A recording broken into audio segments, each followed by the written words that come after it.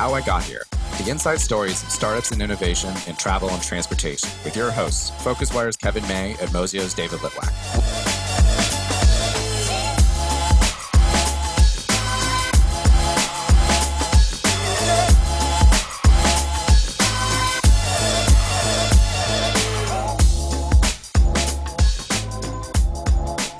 Hello, everyone.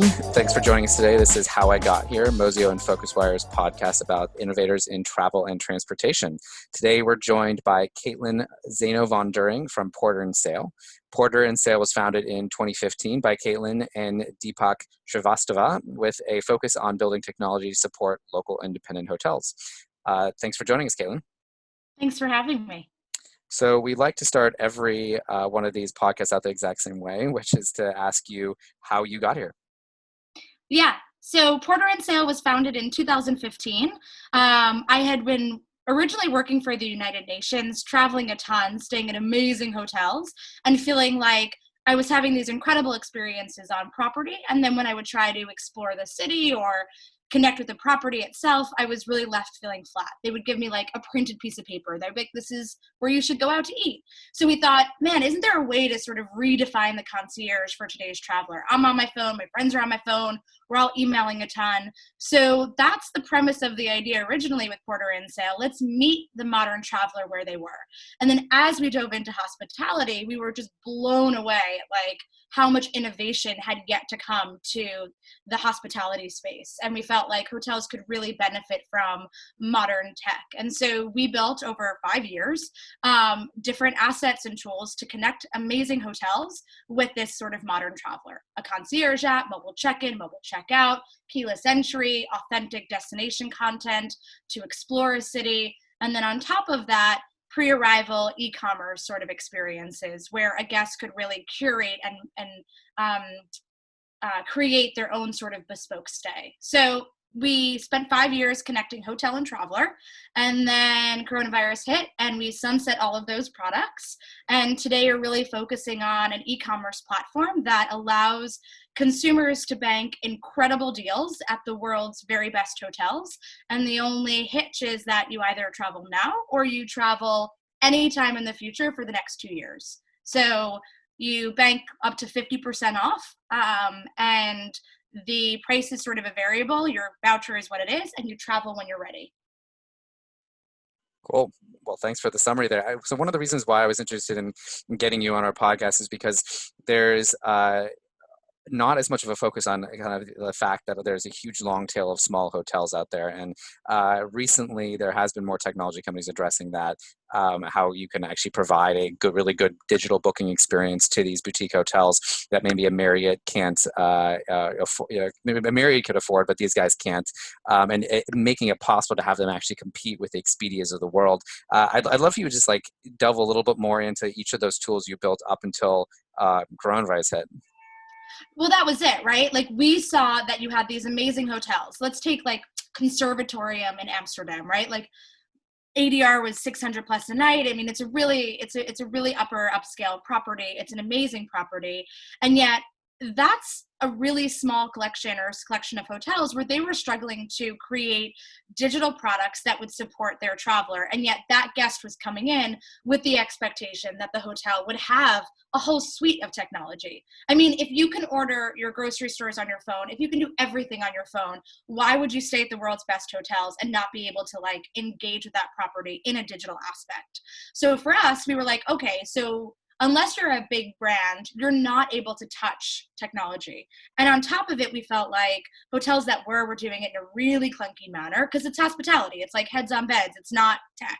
And so we could come in and we can create something that really felt from a lifestyle perspective, aspirational and warm and amazing, and yet had really incredible technology that was best in class to actually do what it was supposed to do from the hotel's perspective, which was to provide the user with an incredible experience through technology as they would any touch point. It was high touch, high tech, and we really leaned on trying to empower boutique and independent hotels to play at that level.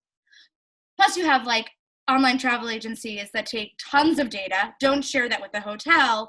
And we were hearing hotels being like, you go outside of the lobby, it's the black hole. We don't know where you're going, what you're doing.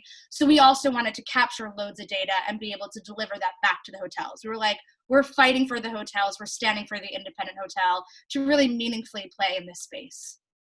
So how'd it go? So, I mean, you pivoted a lot, during coronavirus. So it sounds like, and I think this is often a problem with working with independent hotels. It's like herding cats. Like everyone has a different, preference.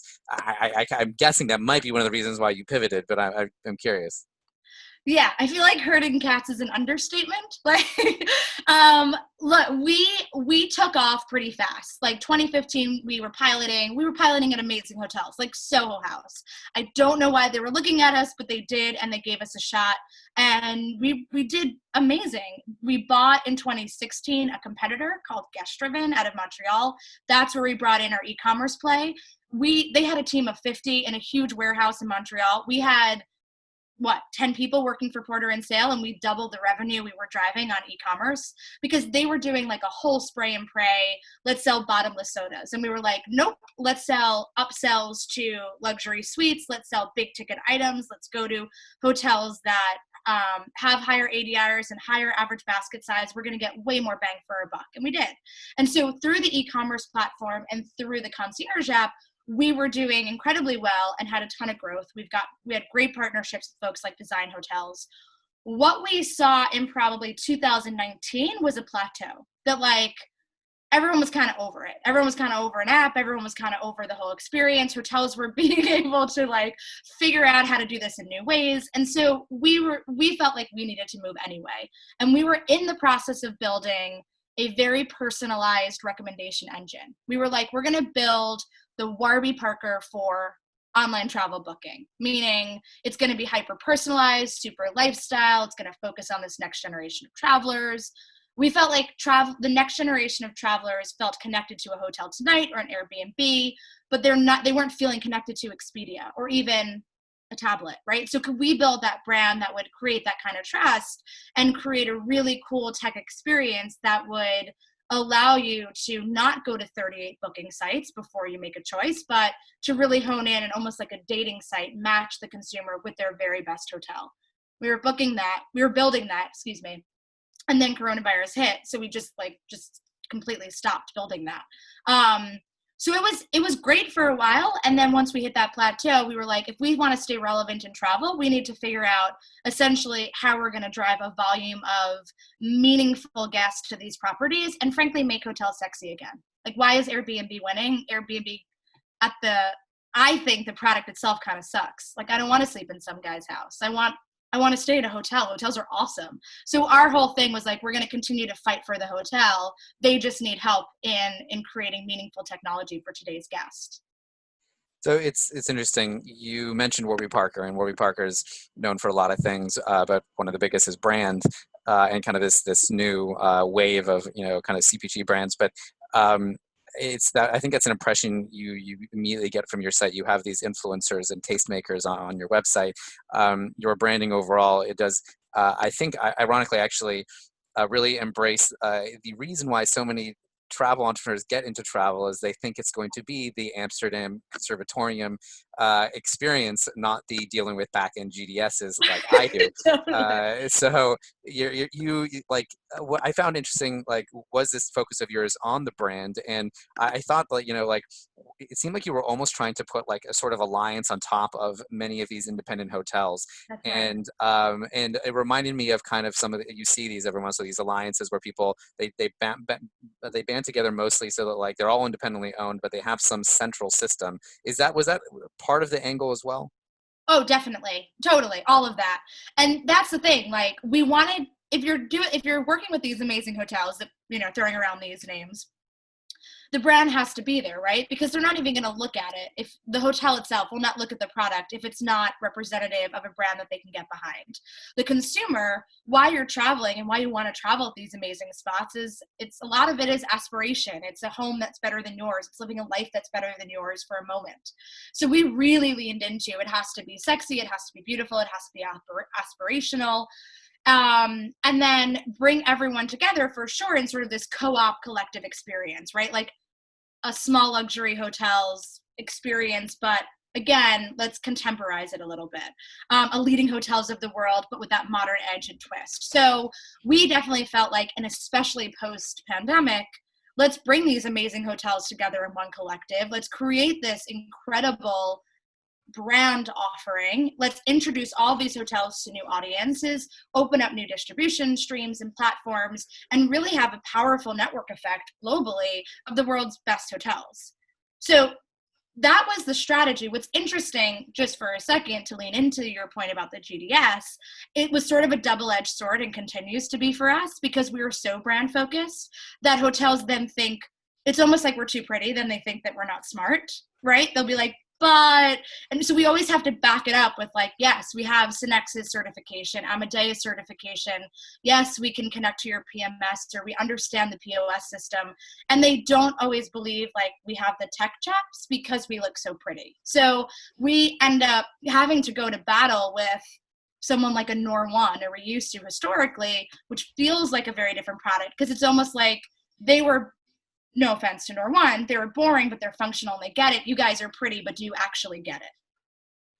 And we did. That's great. Hi, Caitlin. It's Kev here. Thanks ever so much for joining us. So, I'm always interested in the origin stories around companies. There's often a very diverse way that David and I kind of tackle these interviews. I'm always quite interested in the kind of the makeup and how things came together. I mean, you said the tech chops in your last answer there, and I'm kind of curious. I mean, your background is in the UN and you worked for the BBC for a while, and Deepak, your co-founder, was at Dropbox and in the banking industry, Morgan Stanley, right? So yeah. First of all, how did you two get together to form the business, and how did you get your tech chops so quickly in order to solve the problem that you thought needed solving? Yeah, right. Yeah, there was, and certainly in hospitality, like, you have to learn the discourse of hospitality. So it's the tech side and the hospitality side, right? So, yeah. Well, one is our team for sure. So I can talk about our CTO and our director of product. But for us, so I had a startup prior to Porter and Sale called The Urban Grocer. It started as a blog, turned into a content discovery platform. I then sold it as a television show to Cooking Channel. And it was all about like cool food trends that were intersecting with art and pop culture. And when I sold it to Cooking Channel, I was introduced to a woman that worked there. Her name was Momoko. And I was like, I'm looking for a co-founder on The Urban Grocer because I want to sort of grow that into a business. It was a blog that kind of took off and I want to do something with it. And so her and I teamed up. And within 2 days of teaming up, we retired The Urban Grocer and actually pivoted to Porter and Sale. And Momo and I worked together for about 6 months, pretty hardcore, but she was moving to Tokyo. She moved to Tokyo and in the process introduced me to her friend from college, which was Deepak.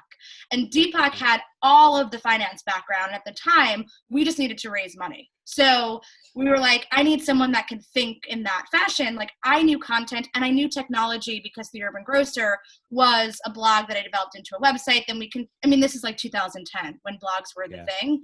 So I learned, I learned how to do, like it was all WordPress, but like I learned a lot in that process about creating technology that meaningfully engages a consumer, that you create editorial that has a depth of engagement to inspire or to lead to a transaction or an action. So a lot of that I learned during The Urban Grocer.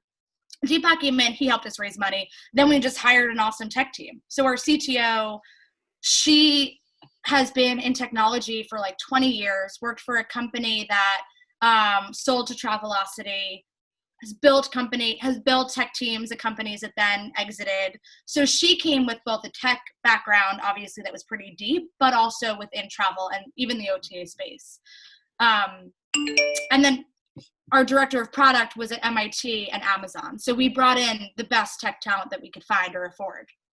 Was it through the CTO that you got your early kind of connections to the hotels as customers? Because, coming in cold without any travel experience, if you didn't have her, forging those relationships with the hotels early on would arguably been quite a tough task. Or did she help with that? She didn't help with that. I'm a hustler. I did all of it. I don't know how I did Excellent. it. Yeah. I did all of it. Momoko, my first co-founder, was super connected. So she would and Deepak, by the way, also super connected. Deepak, if you've met him, I mean, David, you said this earlier, you met Deepak once, you will be friends with him for the next 40 years. So we had sort of a breadth of connections. And then I just went and sold the shit out of it as best I could with a prototype on an iPad. And that worked somehow. And that's the thing, people were hot on tech at the time because they were trying to put iPads in rooms. And I was like, no one's putting an iPad in your pocket. Put good tech on a phone. Don't tell me where the boardroom is with an app. I don't care where the boardroom is. Tell me something that's going to solve a guest pain point. And so we created that technology, and because of the brand, we're able to get some early interest and then grew that traction. It's interesting. It's what you were saying about the kind of the hotel requirements. Even in those early days, a lot of it was about content and providing a nice concierge service. But was there already a pressure on actually this concierge service also needs to make us some money as well? So we're thinking about ancillary revenue and things like that. Or was that a secondary part of it, do you think? It definitely happened. It was secondary, but so when we first launched, it was I was still talking to concierges in 2014, 2015, early days. Pre-launch, I was literally having conversations with the concierge. Now, who has a concierge? I mean, it's not there in the same way. But then we did well, and we would say to hotels, your average guest is in the app for 30 minutes. What would you do if you had 30 minutes to talk to your guest? What are you telling them? So just on that, is 30 minutes, is that per day or per length of stay? Because that's an incredible stat. Per length of stay. So it was usually over 2.5 days. They would go back in 4 or 5 times and spend 5, 6, 7 minutes a session. That still seems quite a lot though, but a good opportunity to do all those other kind of things that you ordinarily would have to deal with at the desk, or as you say, with the concierge, right? Well, this is it, exactly. So I remember saying that to a large hospitality brand once in a meeting, and they kind of scoffed at that, and they were like, the only reason somebody spends 30 minutes in our app is if they leave it open on accident. So we got it. We knew how to solve the guest pain point. We weren't telling them, here's stupid information you don't need. We were telling them information that they were eating up. So we had an opportunity to then sell them something, but in early days, we weren't selling them anything. We were just engaging. And so we thought the hotels would be really down for all the data that we had, but they just didn't know what to do with it. So that's where the guest-driven acquisition became really important, because that was, all right, now I've got their attention. Now we need to get them to purchase. And so through the guest-driven acquisition, we added on this sort of pre-arrival component. But that was also pretty game-changing for us, because it necessitated hooking into the PMS. So now we were getting guest records every morning and able to convert them to pre-arrival, and then on top of it to the full app experience. So that really was pretty game-changing for us when we were able to own sort of that entire guest journey post-booking. So I wanted to just go back to something you said. You said you guys reached a plateau. That's, I think, the word you used. So, and you said people, our hotels were kind of over it. Could you elaborate on that a little bit? And I have a couple follow-up questions.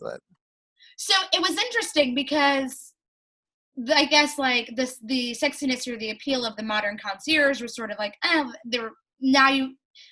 the whole, I think, novelty and why we first came about of connecting the hotel and guests. They were finding other ways to do that, even through an Instagram, right? Different ways of connecting with their consumer that they were having success with. And so they were asking all of a sudden for check-in and check-out, which was great, except that every government has a different regulation for security at a hotel, let's say, or every hotel has a different set of criteria. So keyless entry, everybody wanted keyless entry. We built keyless entry, but the hotels didn't use it and the guests didn't use it.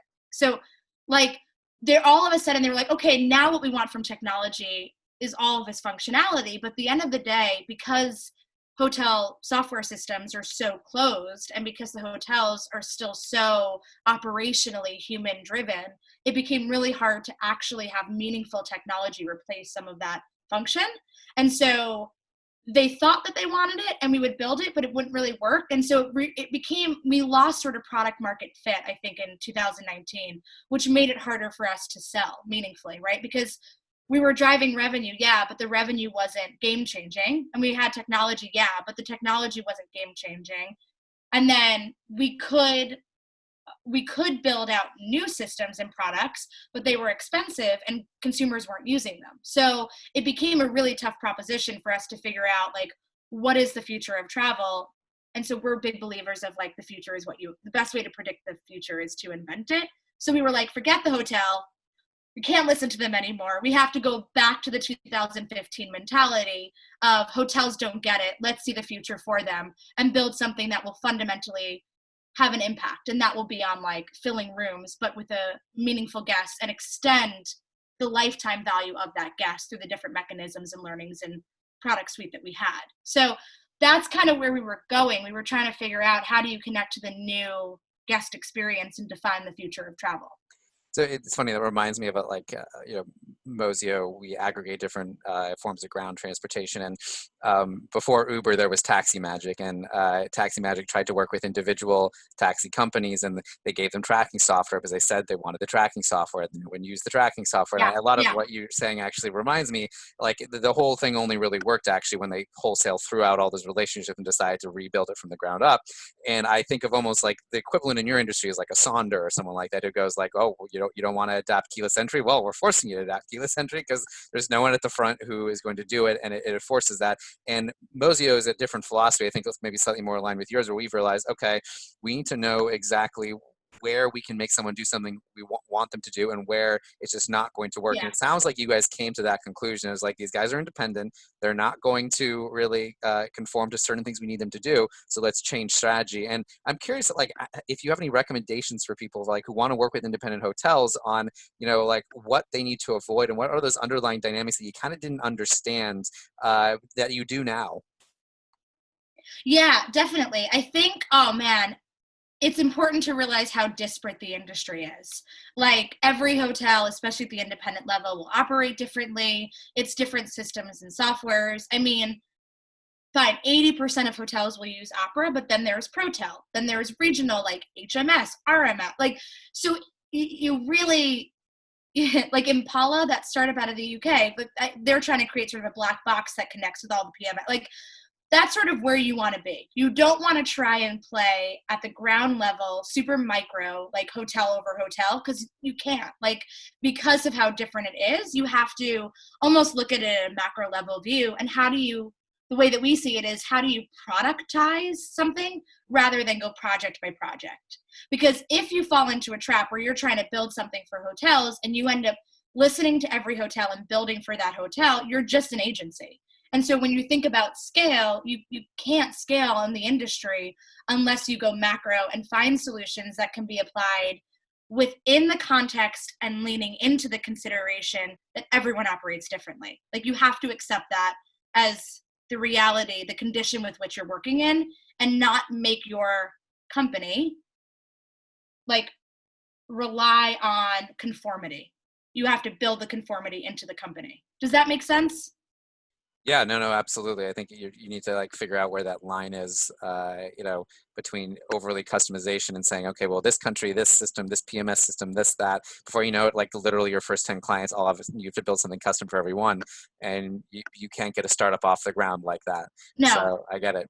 Yeah. I'm also fascinated by this pivot, though, because it sounds like you guys made the right decision, but the fascinating part to me isn't even necessarily the business side, but the emotional choice to throw out something you've been working on for 5 years. And I see this consistently with startup founders ride their failing business into the ground for 10 years, and because it is making some money. And yeah, like, I'm curious, how did you deal with that psychologically? I think, okay, so first, like, complete acknowledgement of the major public health loss and economic loss of the pandemic, but we were in many ways saved by that environment. That we had an opportunity then within that environment to throw everything out. Like, we could have, what we were trying to do before was slowly sunset those products while building out a new product with a very limited team. And that became very, very hard to maintain. what the pandemic kind of allowed us to do is hotels stopped, like everything stopped. And while that was scary, that gave us a moment to do something new, because there was all of a sudden no expectation. Hotels were dealing with their own shit. Like everybody was just trying to pay their mortgage. So our moment, I mean, from the time that travel halted till we launched this product was 10 days. We launched the product. We decided to launch it in 48 hours, had launched it, like 48 hours later launched it. But the sort of steps of with which we realized hotels are shutting down, hotels are now hospitals, like travel is stopped, all of that sort of happened in very fast succession. And then we realized, I think our company is dead. And so we need to rebuild a new company. And we were able to rebuild the new company because we had this moment where nobody was paying attention or wanted us anyway. And so we got lucky because we did what we always tried to do, which is really solve a problem. And so we're like, okay, hotels can't pay their mortgages and they need to bring cash in, but nobody can come into the door. So how do you sell a hotel room when the hotel is closed? And that was hotel credits. You just sell it later and you incentivize the guests to purchase travel in an unpredictable environment by giving them a massive discount on something that's never discounted.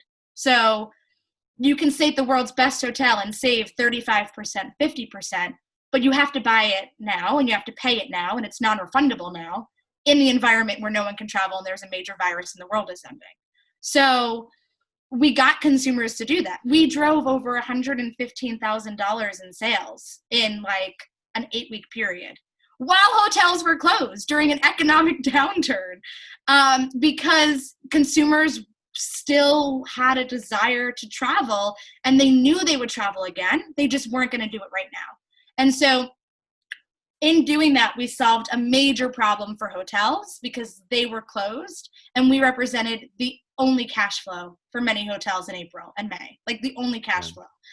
And we went from 3 hotels that we launched with to 100 hotels in less than 90 days, where it took us about 18 months for the same growth in our old business in the legacy product.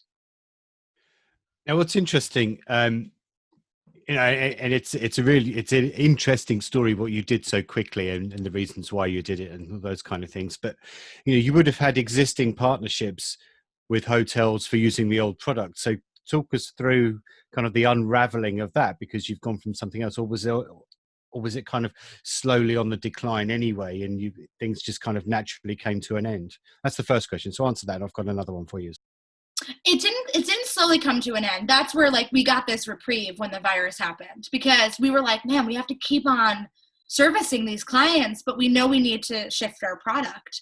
And so when guests stopped coming in, we were like, there's no guests coming in, so let's shut everything off. And at first we said, we're going to defer all of your fees. Like, cause we get a commission off of a transaction or whatever. So, or like people will pay a SaaS fee, hotels would pay a SaaS fee for the concierge product. So we were like, defer your fees until June.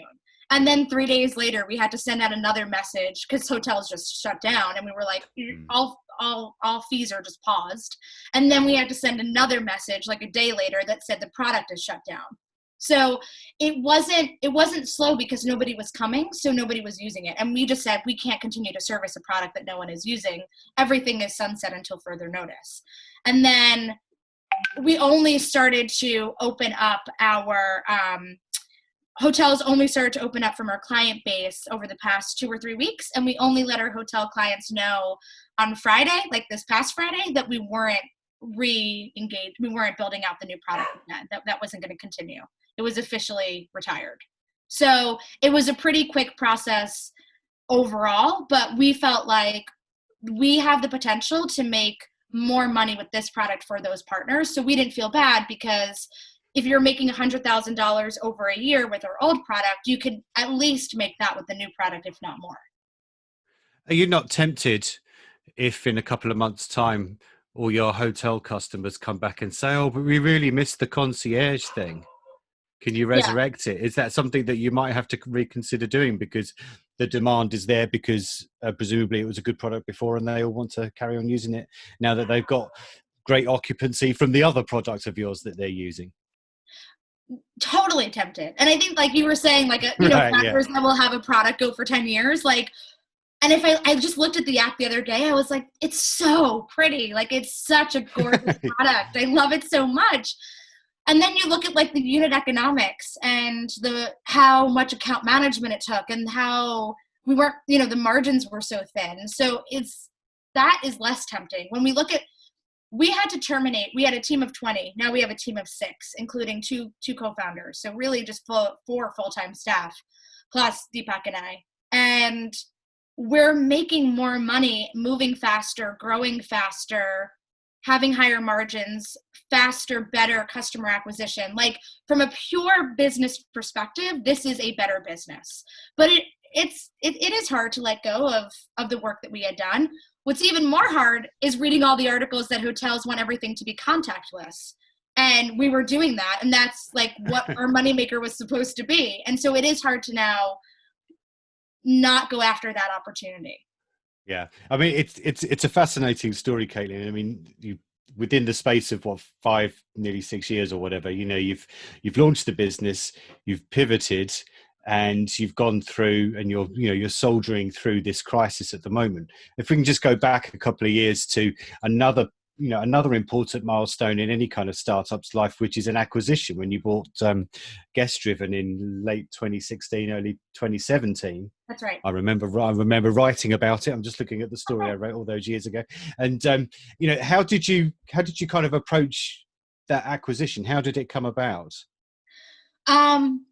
They emailed us, and like Guest Driven just emailed, and I'm sure they were emailing everyone, and so they reached out to us. And Deepak, you had mentioned, worked for Morgan Stanley. Luckily, he worked in M&A for Morgan Stanley. And so Deepak had run 1,000 M&As, well, not 1,000, but that was what he did, right? And so I got it, and I was like, oh man, they're a competitor and they're for sale. This is really wild. We should have a conversation, if nothing else, just to do a market check and see what's up. And Deepak was like, no, I think we can do it. And was able to like persevere through that entire acquisition. And he really is the architect behind all of it.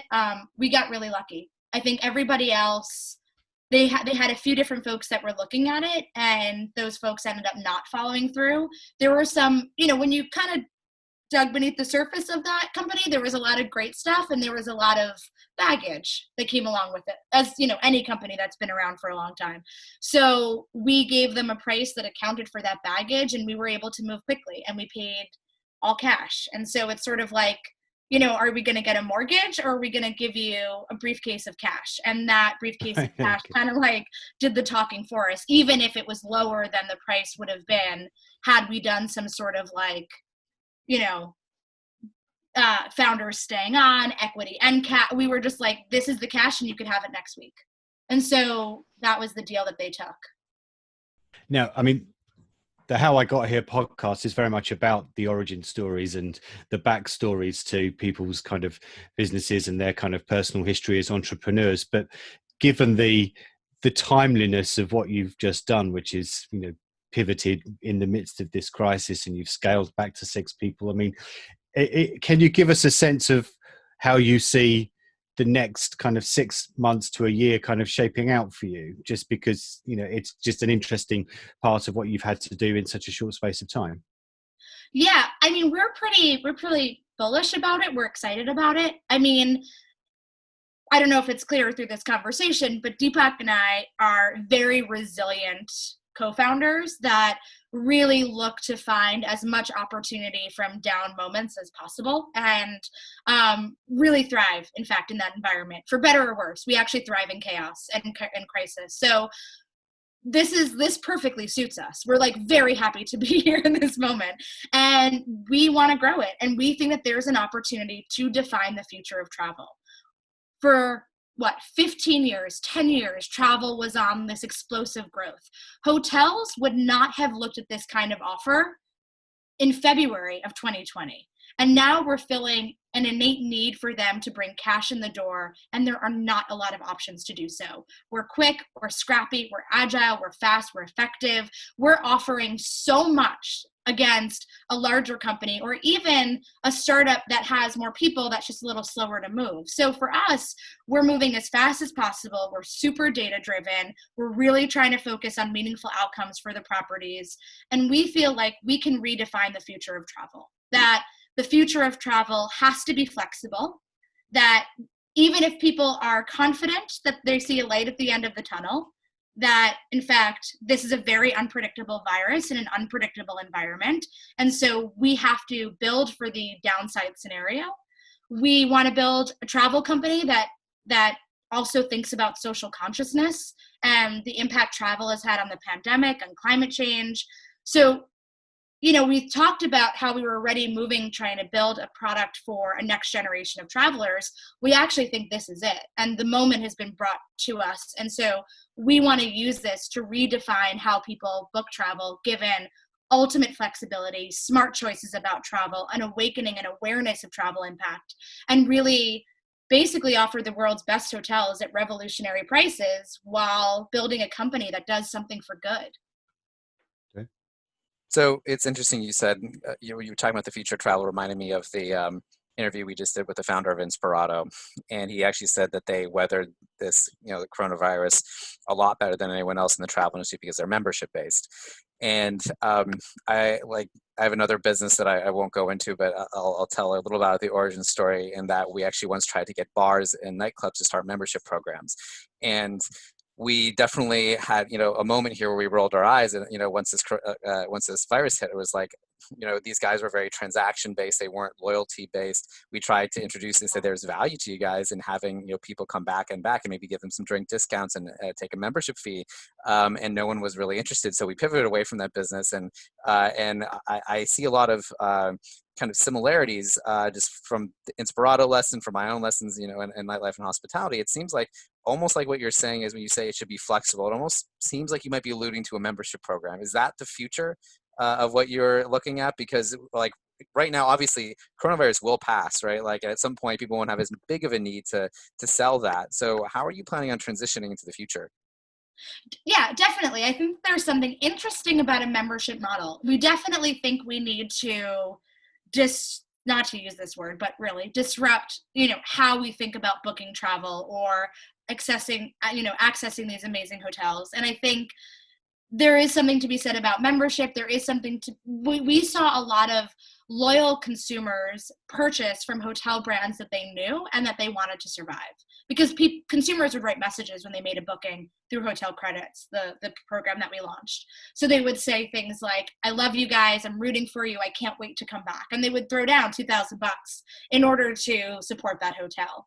And so we definitely think that there's an opportunity to create loyalty to this network, right? Going back to that network question. So is there a modern SLH model or leading hotels of the world model that you can look at here that kind of plays into best-in-class technology, modern travel priorities and expectations and needs? And even if the environment changes where there is more predictability post-pandemic, don't consumers want to have greater flexibility? We believe that travel is going to be, at least in the near term being 2 years at least, guest-centric. It was hotel-centric for a very long time, just like airlines, where all of these fees are piled on, and now guests are the ones that are like, wait, you want me to spend with you? You need to incentivize me to have my loyalty and to spend with you. So we absolutely think that there's an opportunity to lean into all of those sort of consumer behavior changes, and to build a company that reflects that. And ultimately, during a time of crisis, consumer behavior changes, and it has this time. So let's know what that changes and build for that. So that's a lot where we are thinking about that consumer, thinking about membership, thinking about loyalty. If we can get that consumer or member to behave in a meaningful way, then we're delivering value to hotels. And if you're looking at hotels operating at 40, 50% occupancy for the next 12 to 24 months, that's still very well below where they were, what they need. And so they're going to continue to have to rely on innovative, creative models for bringing cash in the door. And if we're one of those models driving the equivalent of 10, 20% of room nights booked, that's an addictive thing. And that's going to be hard for them to walk away from, even as the landscape normalizes. So before we just sign off for the end of the episode, I've got a question really that's just kind of satisfied my own curiosity, really. I mean, what's the origin of the name Porter and Sale? Because, you know, on first glance, maybe people would have thought this is something to do with the maritime part of the industry, by virtue of the word sail in it, but it is not the most obvious. I would perhaps perchance say that it's not the most obvious name for either a hotel tech company or a hotel booking company. What's the story behind it, Caitlin? That's funny because actually sometimes I get like spam from maritime stuff, like like rent your yacht, and I'm like, I don't know what that is. But the point of it actually, you know, Momoko, my first co-founder, and I, we thought of the name. We wanted it to flex. Like, okay, when we first thought of Porter and Sale, Google Glass was really big, and hotels were literally like, what are you doing about Google Glass? And so we were really mindful that technology was fickle and was going to evolve quickly. So we didn't want a name that was specific to an app or mobile. We needed to get out of that. And we wanted to build a company that was aspirational, that was brand-led, that was lifestyle-led. So for us, Porter kind of like leaned back into the old school concierge, or porter rather, that would open the door for the hotel, start the experience. And Sale for us was exploring and being out in the world and wanderlust.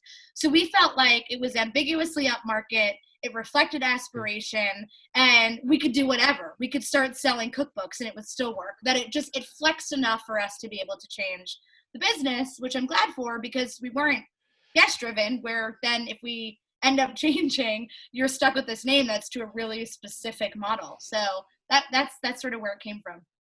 Okay, great. So a very warm thank you from David and I to Caitlin Zaino von During. Thanks ever so much for joining us, Caitlin.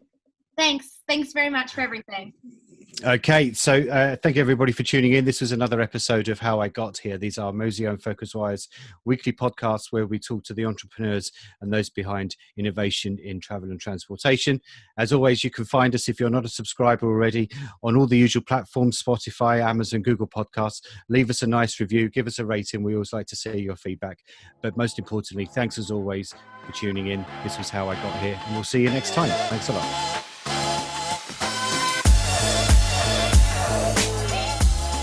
Thanks for listening to the How I Got Here podcast. We'll be back next week with more insight stories behind startups and innovation in travel and transportation. Check mozio.com/move for a complete write-up of the highlights of every podcast with translations into 5 languages. And get your daily dose of news on the digital travel economy by subscribing to the newsletter at PhocusWire.com. See you next week.